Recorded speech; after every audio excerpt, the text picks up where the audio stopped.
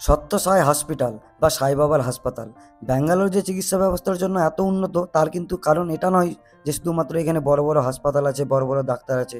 তার একটা বিরাট কারণ হলো এটাই যে দেশের সাধারণ ও গরিব মানুষদের জন্য কিন্তু সম্পূর্ণ ফ্রিতে কিন্তু চিকিৎসা করা হয় কিছু এখানকার চ্যারিটেবল ট্রাস্টের হাসপাতালে, যার মধ্যে অন্যতম হচ্ছে সত্যসাই হাসপাতাল বা সাই বাবার হাসপাতাল।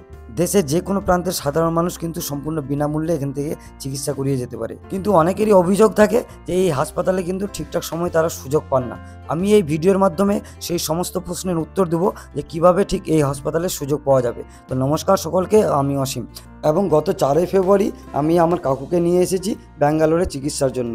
ব্যাঙ্গালোর যে চিকিৎসা জগতে দিন দিন হাব হয়ে যাচ্ছে তার একটা বড় কারণ হলো এখানকার উন্নত পরিকাঠামো এবং চিকিৎসা ব্যবস্থা, এবং তার সঙ্গে রয়েছে কিছু চ্যারিটেবল হাসপাতাল যেখানে কিন্তু সম্পূর্ণ ফ্রিতে চিকিৎসা করা হয়। গত 2-4 দিন ধরে বিভিন্ন টেস্টের মাধ্যমে আমাদের জানা হয়ে গেছিলো যে কাকুর হৃদরোগের সমস্যা আছে, অর্থাৎ হার্ট সার্জারি কিন্তু করতে হবে। তার জন্য প্রচুর টাকা পয়সার প্রয়োজন। বৈদি হাসপাতাল থেকে মাত্র 500 মিটার দূরে অবস্থিত এই সাই বাবার হাসপাতালে আমি এবং আমার দাদা গিয়েছিলাম এখানকার চিকিৎসা ব্যবস্থার খোঁজ নিতে, যেখানে যে কোনো ধরনের অপারেশন থেকে ডাক্তার ভিজিট এমনকি ওষুধ সমস্তটাই কিন্তু ছিল ফ্রি অফ কস্টে। এই সাই বাবার হাসপাতালটা দেখতে আমাকে অনেকটা রানী ভিক্টোরিয়া হলের মতো লাগলো দেখতে, আর ভিতরে ঢুকতে কিন্তু আমরা একজনের দেখা পেলাম যে কিন্তু এখানকার চিকিৎসা ব্যবস্থাটা মোটামুটি আমাদেরকে আইডিয়া করে বুঝিয়ে দিল। এখানকার চিকিৎসার জন্য কিন্তু কিছু নিয়মকানুন আছে, সেগুলো কিন্তু আগে আপনাদের জেনে নিতে হবে।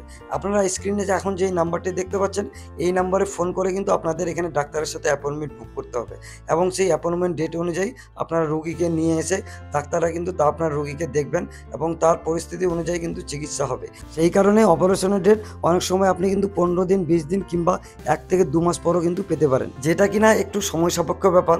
কারণ অ্যাপয়েন্টমেন্ট ডেট পাওয়ার পরবর্তী ডেট কিন্তু আপনাদের অনেক সময় 15 দিন, 20 দিন বা 2 মাস পরও পেতে পারেন। এটাই হচ্ছে এখানকার মূল সমস্যা। যেহেতু এখানকার চিকিৎসা ব্যবস্থাটা সম্পূর্ণ ফ্রি অফ কস্টে, তাই আপনারা তাড়াহুড়ো করলে কিন্তু আপনাদের হবে না। তাদের নিয়মকানুন অনুযায়ী কিন্তু আপনাদের চলতে হবে। তাই আপনাদের হাতে যদি সময় থাকে আর টাকা পয়সার অভাব থাকে তাহলে চোখ বন্ধ করে এই হাসপাতালে চলে আসুন। একদম উন্নত মানের চিকিৎসা হবে, কিন্তু একটু সময় লাগবে, এটাই যা। তারপর সেখান থেকে সমস্ত খোঁজ খবর নিয়ে আমি এবং আমার দাদা হাঁটতে হাঁটতে চলে আসলাম আবার বৈদি হাসপাতালে, যেখানে আমার কাকুর এনজিওগ্রাফি হচ্ছিল। কারণ হৃদরোগের সমস্যাটা ঠিক কতটা গুরুত্বপূর্ণ সেটা জানা খুবই জরুরি ছিল।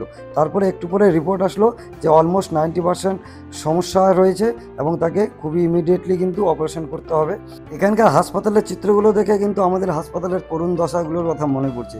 সত্যি আমাদের হাসপাতালগুলোতে কী রকম নোংরা আর কী রকম পরিষেবা পাওয়া যায় সে তো আমরা সকলেই জানি।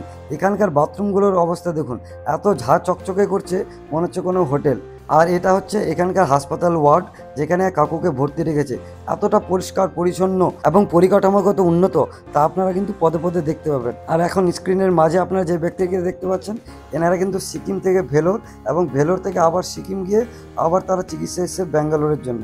আর স্ক্রিনের বাঁদিকে যে দেখতে পাচ্ছেন ইনি হলো কোচবিহারের বাসিন্দা, যার ছেলে কিন্তু বিএসএফে চাকরি করে এবং তাদের কিন্তু আয়ুষ্মান ভারত কার্ড আছে বলে তাদের চিকিৎসাটা সম্পূর্ণ ফ্রিতে হবে।